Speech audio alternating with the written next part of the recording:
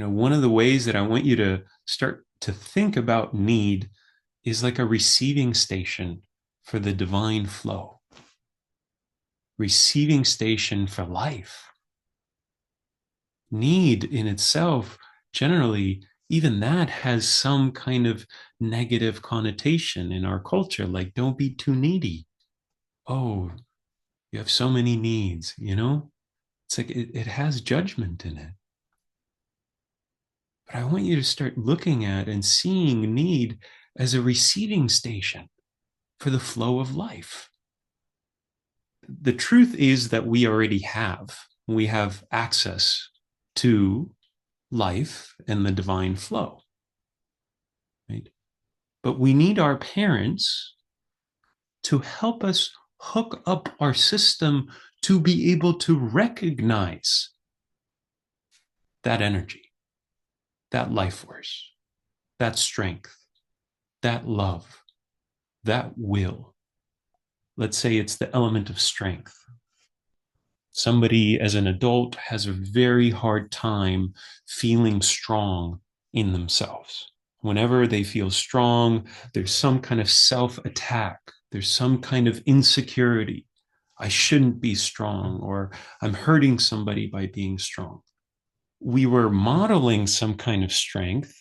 And if the parent was not comfortable with that strength in themselves, didn't have access, was threatened somehow by that strength in the little one, then the parent would shut it down. As a child, I was told, uh, don't be so arrogant. When it came to my asserting a kind of strength, don't be so arrogant, right? And that was a way that my parents ensured that I followed a certain groove of their rules, of their way of seeing and moving in the world. And that by showing my strength, I was bringing too much pressure to a system, to a container that was already under so much pressure. But if a parent can allow for that need, which is a natural need of development, to know and feel like I can assert myself, I can assert my voice, I can say what I need to say, I can go where I need to go. If the parent has room for that and is supportive of that, then there's actually no issue with the need. There's not even a need there for adults that have had that proper mirroring. So, what I mean by that, the need and the energy, when there is no confusion between the need and its fulfillment, the need and its expression, happening spontaneously and immediately without any time interval. Oh, I need strength. I don't even need to think about strength. I'm strong. I'm here, ready to go, ready to act, ready to move. What do I need to do? There is no confusion around strength. And we all have this too. We all have parts of ourselves, aspects of ourselves where we don't even think about needing something. We're so comfortable, relaxed in it. It's so just basic, ordinary, like, yeah, I've got it. I don't need it. It's available to me. And so that receiving station is hooked up to fulfillment, to the flow of life. So the way that I'm seeing it is that this is where the disconnect between thy will and my will happen. Is that we're actually believing something about ourselves that is not true. Mainly that I am deficient. That's the premise. And that's what causes so much suffering.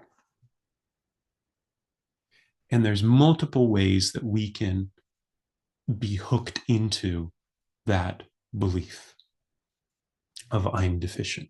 One is that we can be totally averse to looking at our deficiency, our sense of deficiency, meaning that there is a sense of lack or deficiency at the core of how we experience ourselves. And yet our whole life, so there's strategy, there's manipulation, there's coercion, there's compensation, all these things, we build a life on top of that sense of deficiency. And so even our lives are topsy-turvy. They don't have balance. They don't have stability. There's something foundationally that doesn't feel solid. Like not only is the world not reliable, it's not reliable in here. And we find this out in roundabout ways after spending so many years and so much time going out, building a life on top of the deficiency, and then something happens and it points us right back to the core. And because we don't have the language for it, we don't have the understanding for it, we don't have the time or the space to look at it, then when we fall into that sense of deficiency, we go, see, I told you it's true. I was right. I give up. All coming back to the belief that I'm deficient, which, again, I'm saying is fundamentally not true. It's actually not who you are. You may feel deficient, but that's not the truth of you. And because we believe these things unconsciously, that is the core of the majority of our suffering. So, as I was saying, there's the deficiency itself, the sense of deficiency, but there's also some kind of resistance to it. And that the resistance to the deficiency itself believes that the deficiency is true. Why? Because why would it need to resist so hard? The resistance itself is an expression of the belief in deficiency. So one way is that we're repressing, we're resisting, we don't want to encounter it, we don't want to look at it, we don't want to see it. Get me away from that feeling. And I really want to emphasize that. It's a feeling that we're trying to get away from. It's actually a feeling. Now that is major. Because if all of our work in our life and our building our whole life on top of the deficiency is all about just getting away from a feeling, wow, that's immense. And also in that, there's so much possibility. If that's true, then can we slow down a minute? We're all running away from a feeling, friends. Can you believe that? Why am I running away from a feeling? Goodness. Yeah, it's an intense feeling and it's horrible and it hurts and I'm confused and it's maybe not just one feeling, it's 10 of them at once in all different directions. Yeah, that's difficult. It can be difficult. But the fact that we're running away from a feeling is also brings so much, you could say, hope of a possibility out. And we can find the support, we can find the people, we can find the time, we can find the space, we can find the inner strength and go, I'm willing to feel you, whatever you are. Yeah, my parents weren't able to feel you. Yeah, my partner can't feel you. I know you really want her to, him to, them to. But I can start. I can start. I can start looking in that direction. I can start feeling in that direction. So, one way to deal with a deficiency is that resistance to it, and the other is actually some kind of indulgence. So, we are aware of the deficiency to some degree, but we're in it so much and so often. We're so in contact with it and kind of indulging in the sense that it's true, that it's real. We are invested in the deficiency somehow. Our identity is tied up with it.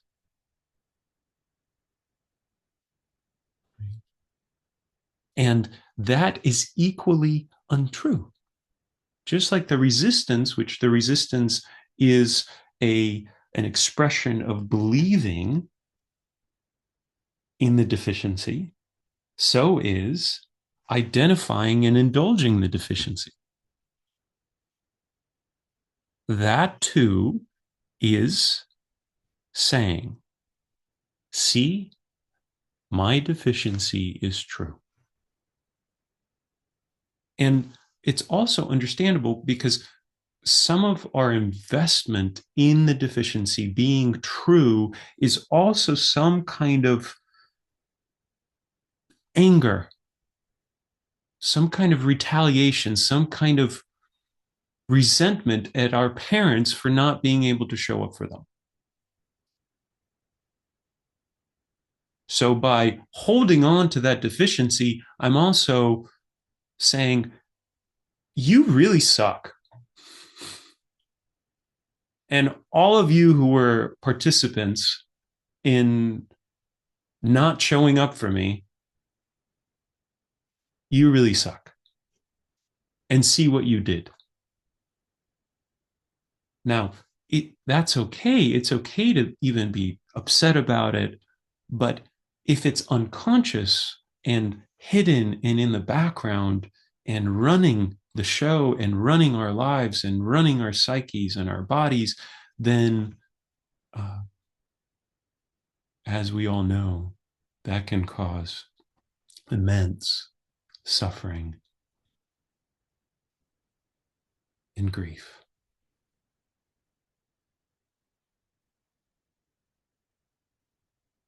So I would like to uh, do some archery with you right now. I'd like for us to steady our feet and to really know and have a sense of what we're pointing our arrow towards. Because I found a kind of prayer, a kind of orientation, which to me is bullseye.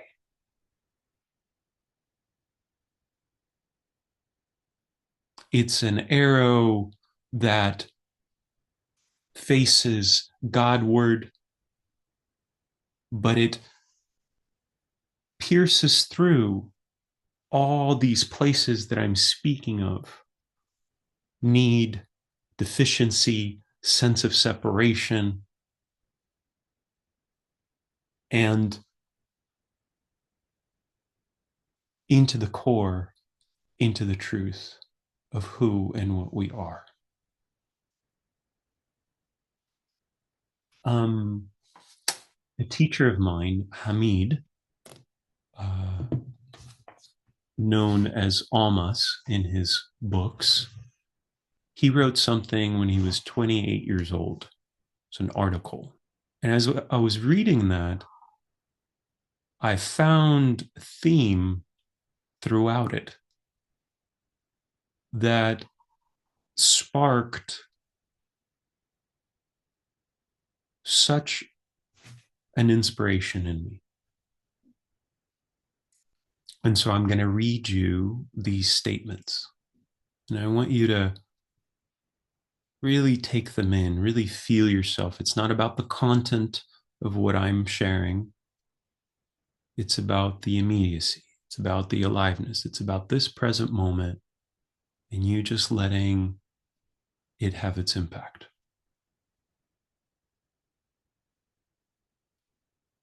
I am determined to accept my deficiency, to see it as it is, to experience it fully, without deception and without attempting to manipulate or go to sleep.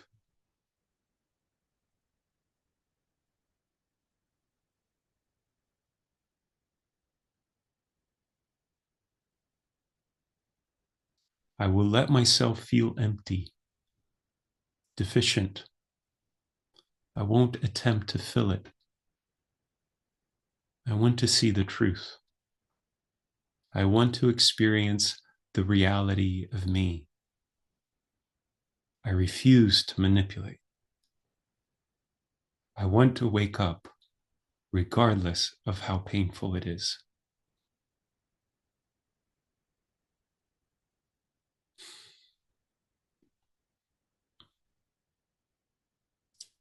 There's nothing to defend, nothing to protect, but my greed, my deficiency, my frozenness, my violence.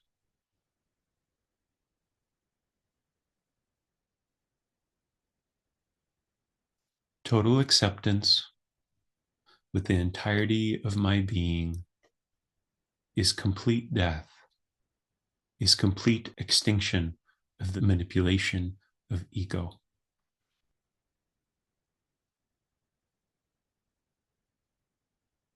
God will not pour his grace if you don't accept your deficiency and stop manipulating.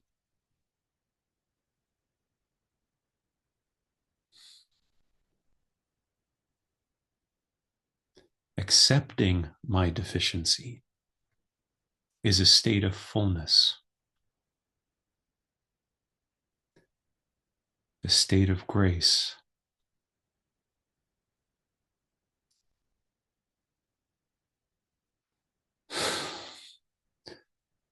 The flowering of selfless love.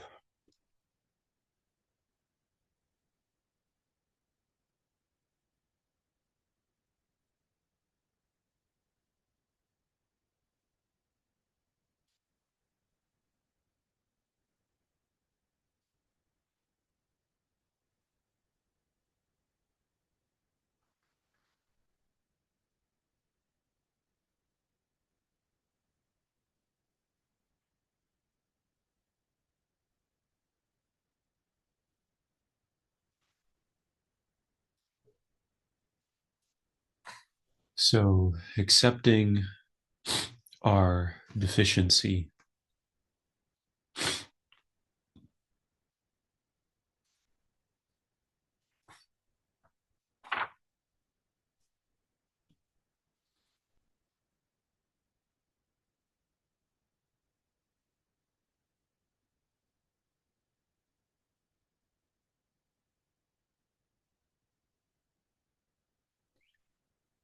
this acceptance is a willingness to look at, a willingness to see, a willingness to meet, a willingness to confront, a willingness to encounter.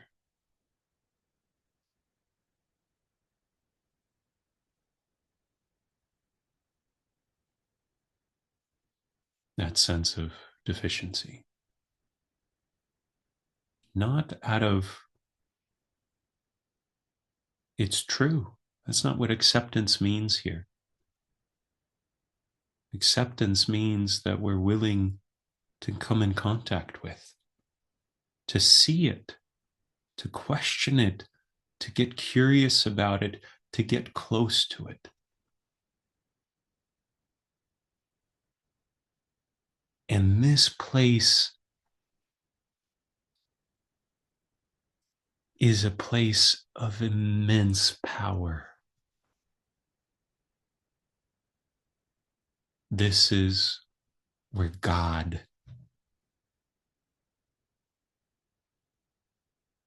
comes to play in your heart,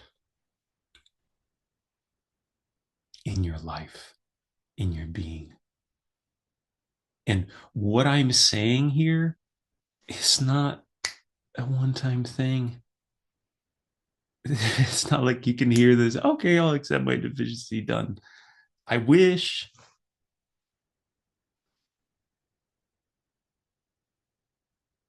It's more that I'm wanting to sturdy your gaze, help you to direct your aim in something that to me has been foundationally inspiring. These words point to the whole thing. The whole journey is in these words. If you could just remember this statement and really work with it, the whole picture's in it.